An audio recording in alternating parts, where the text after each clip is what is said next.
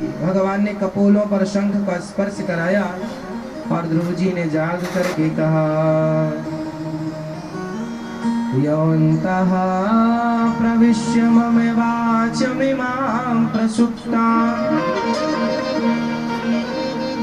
संजीवयत्यखिलशक्तिधरः स्वधाम्ना अन्यास्तहस्तचरणश्रवणत्वगादीन् प्राणान् नमो भगवते पुरुषाय तुभ्यम्।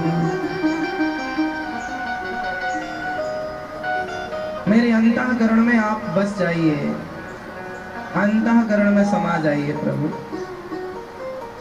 ध्रुव जी ने भगवान की दिव्य स्तुति की। ध्रुव जी के तप के बल से भगवान प्रकट होते हैं और ध्रुव जी को कहते हैं, पुत्र कोई वरदान मांगो। ध्रुव जी ने कहा, प्रभु भला आपसे हम क्या मांगे?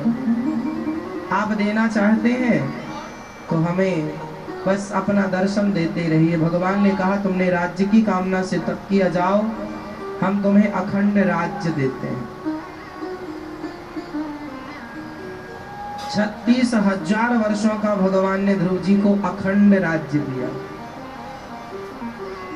ध्रुव जी तप करके जब गए, भगवान ने कृपा की, पिता ने उन्हें राजा बना दिया। ध्रुव जी का विवाह हुआ। गृहस्थी में रहकर उन्होंने खूब यज्ञ जब तप किया और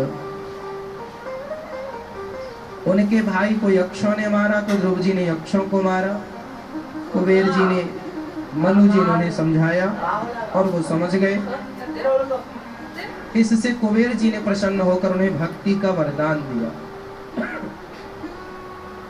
इन्हीं ध्रुव जी ने अंत में अपने मृत्यु के सिर पर पांव रख के भगवान के धाम मां के सहित चले गए। आज भी ध्रुव तारा बन के चमक रहे हैं।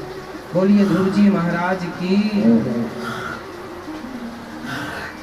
भगवान इन्हीं के वंश में पृथु भगवान हुए, जिन्होंने 10,000 कान मांगे, प्राचीन बरही हुए। नारद जी ने दिव्य उपदेश किया। मनु प्राचीन बरही को नारद जी ने पुरंजन और पुरंजनी की कथा सुनाई। प्रिय व्रतो भागवत आत्मा रामः कथम मुने ग्रहे रमत यन्मूलः कर्म बंधः पराभवः। ध्रुव जी के वंश में आगे मनु जी के वंश में प्रियव्रत जी, जो उनके दूसरे पुत्र थे, उनका विवाह विश्वकर्मा की